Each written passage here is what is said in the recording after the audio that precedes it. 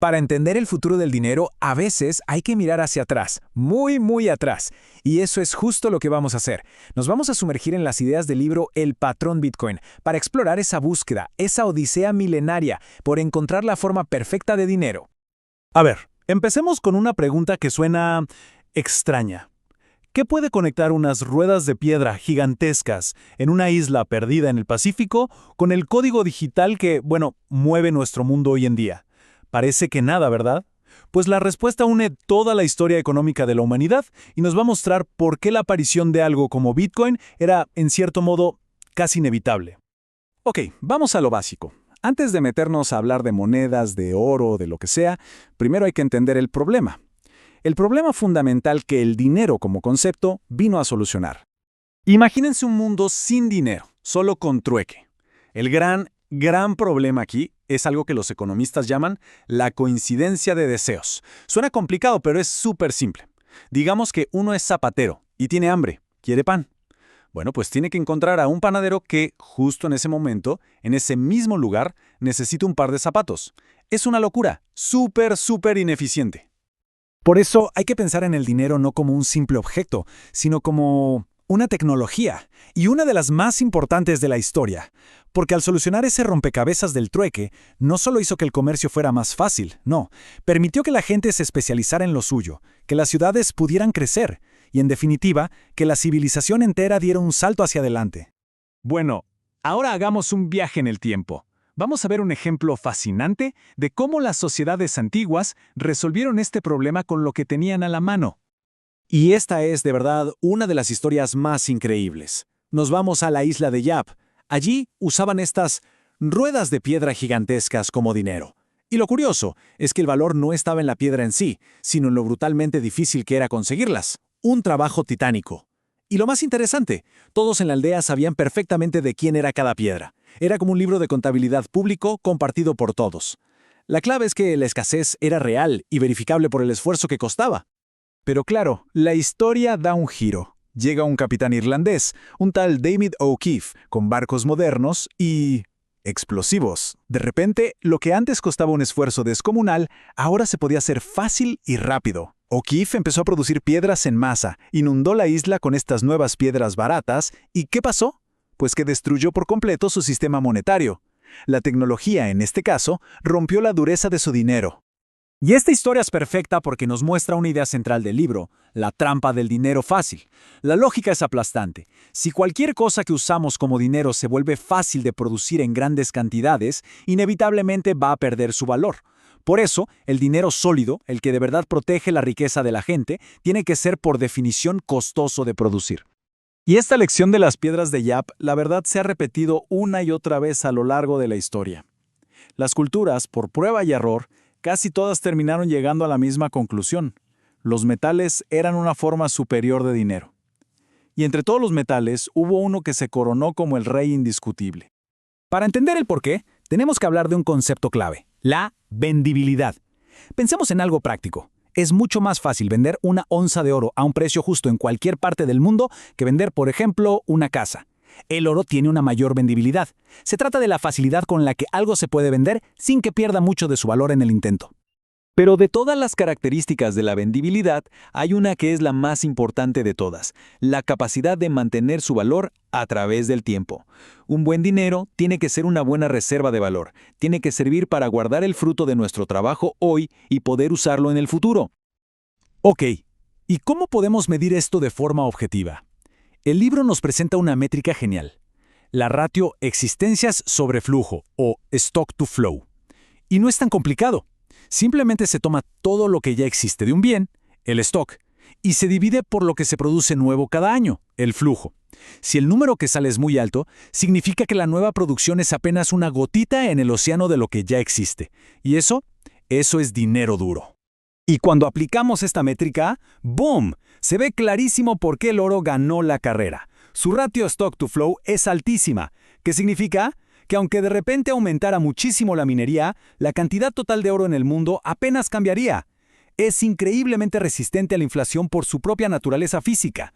Ningún otro metal se le pudo comparar, y por eso, durante miles de años, fue la elección lógica del mercado. Pero ojo, Aquí la historia se complica, porque incluso un sistema basado en oro y plata tiene un punto débil, una vulnerabilidad, y es que, al final, alguien tiene que custodiarlo y acuñarlo, y ese alguien puede ser una autoridad central que puede manipularlo. Y para ver esto en acción, no hay mejor ejemplo que la antigua Roma. Durante sus mejores años, la República y el inicio del Imperio Romano funcionaban con dinero sólido de verdad. Monedas como el denario de plata o el aureus de oro eran casi puras, y con esa base monetaria tan fuerte, construyeron una era de comercio y prosperidad como nunca se había visto. El problema es que los emperadores se dieron cuenta de un truco. Para financiar sus guerras y sus gastos enormes, podían empezar a rebajar la calidad de las monedas. Empezó Nerón, y de ahí en adelante fue una bola de nieve. Cada emperador le quitaba un poquito más de plata o de oro a las monedas, mezclándolas con metales más baratos. En la práctica, estaban creando dinero de la nada.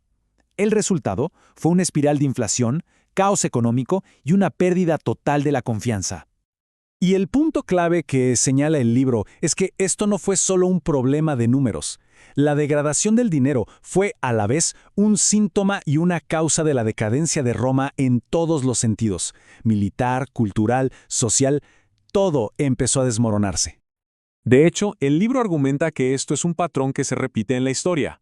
Las sociedades que tienen un dinero duro, un dinero fuerte, tienden a pensar más en el futuro, a ahorrar, a invertir, y eso genera progreso.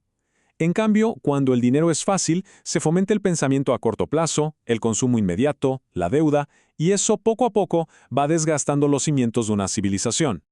Y todo este viaje por la historia, desde las piedras de Yap hasta la caída de Roma, nos trae de vuelta a nuestro punto de partida. Porque ahora podemos ver la invención de Bitcoin no como algo aislado, sino como el siguiente capítulo en esta búsqueda de milenios. Si lo pensamos bien, desde Yap, pasando por Roma y hasta llegar a los sistemas modernos, siempre ha habido un punto débil. Una vulnerabilidad constante, la necesidad de confiar. Confiar en un grupo de personas, en una autoridad central, para que administre el dinero y no lo devalúe. Y la historia nos enseña, una y otra vez, que esa confianza, tarde o temprano, se acaba rompiendo. Y aquí es donde surge la pregunta del millón, la que lo cambia todo. ¿Sería posible crear una forma de dinero que no necesite de la confianza en nadie? ¿Ni en un gobierno, ni en un banco? ¿Podría la tecnología por fin resolver este problema que los humanos, a lo largo de la historia, no hemos podido? Bueno, pues en el 2008, justo en medio de una crisis financiera mundial, apareció una posible respuesta, de una persona o un grupo de personas bajo el seudónimo de Satoshi Nakamoto. Y la propuesta, en sus propias palabras, era simple y radical: un sistema de efectivo electrónico que funcionara de persona a persona sin necesitar a ningún intermediario financiero en el medio. Nassim Nicholas Taleb, que escribe el prólogo del libro, lo dice de una forma brillante.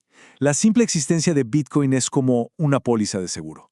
Es una alternativa que le recuerda a los gobiernos que esa herramienta que siempre han controlado, la moneda, quizá ya no es un monopolio exclusivo suyo. Y con esto cerramos el círculo. Volvemos a esa pregunta del principio, pero ahora con miles de años de historia en la mochila. Toda la historia del dinero ha sido una búsqueda incansable de algo que sea genuinamente escaso y confiable. La gran pregunta que el patrón Bitcoin deja flotando en el aire es: ¿será que la escasez digital, una escasez garantizada no por la materia sino por las matemáticas y el código, es por fin el capítulo final de esa búsqueda?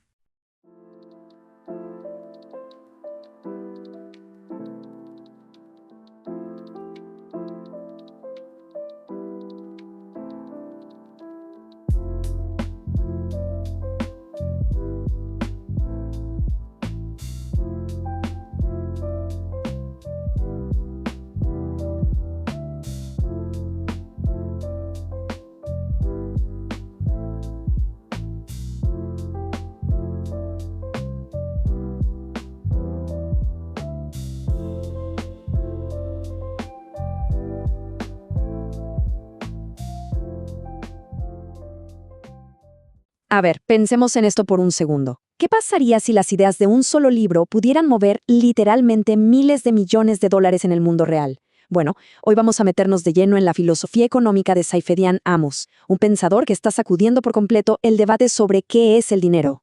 Y para que se hagan una idea del impacto, esto que ven no es la opinión de un lector cualquiera. Es de Michael Saylor, el CEO de una empresa gigante. y se refiere al libro de Amos, El patrón Bitcoin. Cuando una sola idea provoca una inversión de 425 millones de dólares, bueno, hay que pararse a escuchar, ¿no? Las ideas que vamos a explorar tienen consecuencias enormes y muy, muy reales. Entonces, ¿quién es la mente detrás de este terremoto financiero? ¿Y cuál es esa idea tan poderosa que está causando tanto revuelo? Vamos a verlo. Ok, hablemos de Saifedean Amos. Y no es un simple influencer de finanzas. El hombre tiene un doctorado de Columbia, fue profesor universitario y, dato no menor, fue asesor económico de El Salvador, el primer país del mundo en hacer de Bitcoin moneda de curso legal. Sus credenciales son sólidas, pero su perspectiva, digamos que va totalmente a contracorriente de lo que piensan la mayoría de los economistas. Y aquí está la clave de todo. Amos no sigue la corriente principal, la economía keynesiana que defiende la intervención del gobierno. No.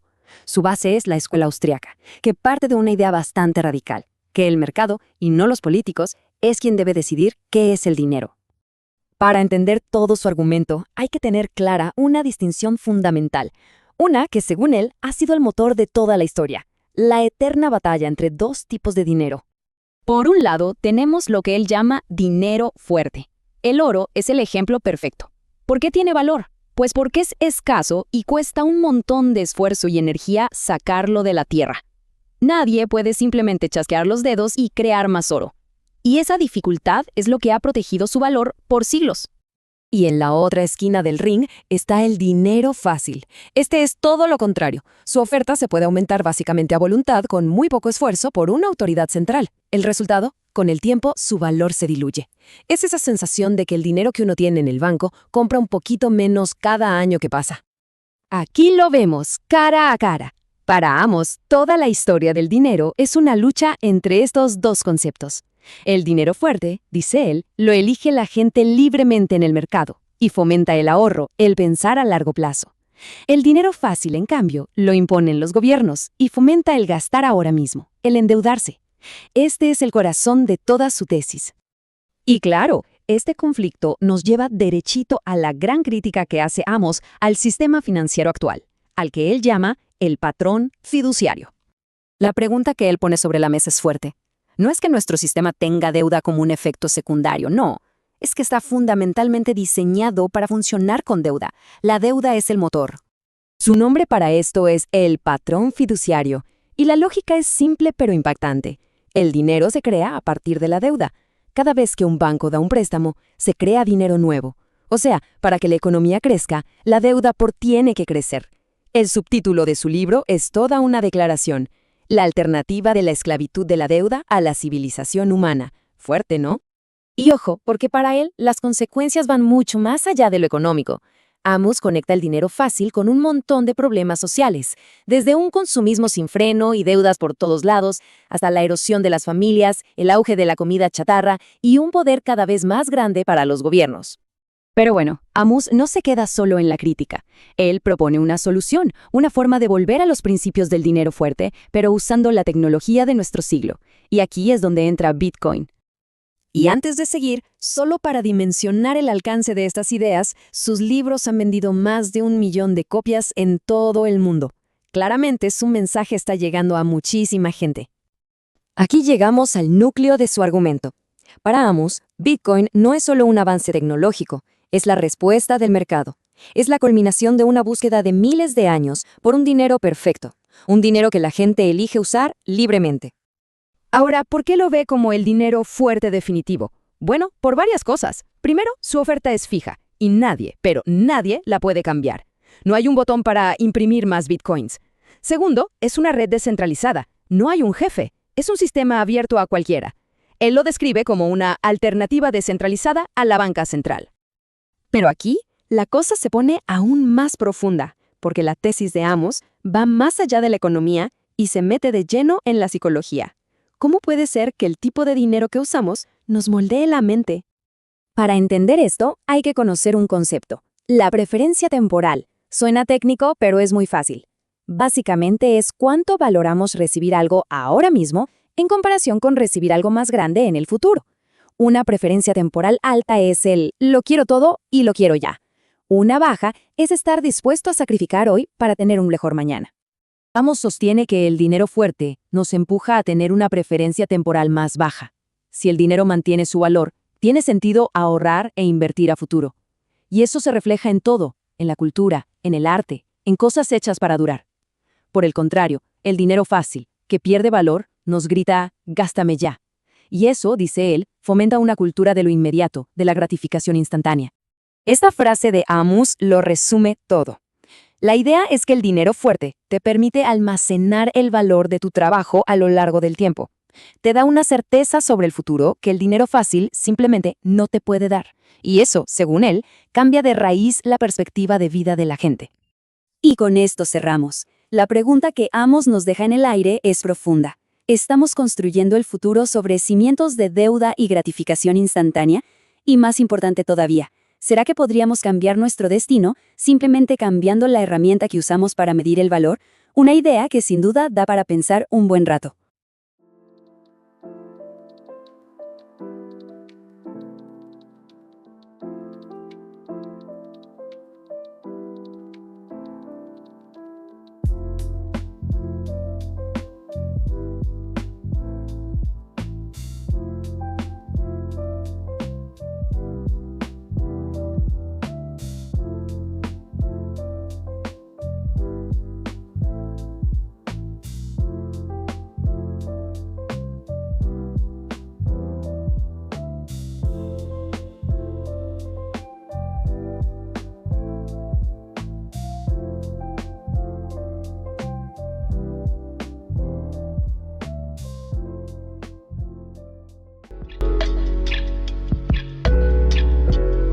A continuación te compartimos 10 frases extraídas directamente del libro El patrón Bitcoin.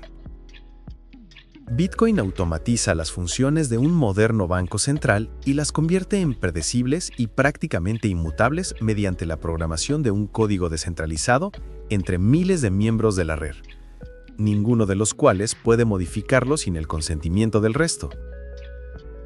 La segunda parte del libro examina las repercusiones individuales, sociales y globales de formas de monedas más sólidas o menos sólidas a través de la historia. Una divisa sólida permite a la gente pensar a largo plazo y ahorrar e invertir de cara al futuro. La moneda es el sistema de medición e información de una economía, y una divisa sólida es lo que permite que el comercio, la inversión y la iniciativa empresarial procedan sobre una base estable, mientras que una moneda poco sólida aboca todos esos procesos al caos. Una divisa sólida es también un elemento fundamental de una sociedad libre, ya que garantiza un baluarte efectivo contra gobiernos o estados despóticos. Bitcoin mejora los sistemas anteriores como reserva de valor, y su idoneidad en tanto que moneda sólida de la era digital tal vez pille por sorpresa a sus detractores. Este libro está escrito para ayudar al lector a comprender los aspectos económicos de Bitcoin y su utilidad como iteración digital de las numerosas tecnologías empleadas para desempeñar las funciones de dinero en el transcurso de la historia. Nada más lejos de mi intención que hacer publicidad. La red Bitcoin todavía puede triunfar o fracasar, y puede hacerlo por cualquier razón, tanto previsible como imprevista. No hay opciones diferentes a la de la propia responsabilidad personal respecto al uso de Bitcoin, y afianzar el conocimiento de esta red es la verdadera inversión que hay que hacer para entrar en ella. La vida humana se vive con incertidumbre como un hecho, y no podemos saber con seguridad cuándo necesitaremos cierta cantidad de dinero, por lo que siempre habrá demanda de él.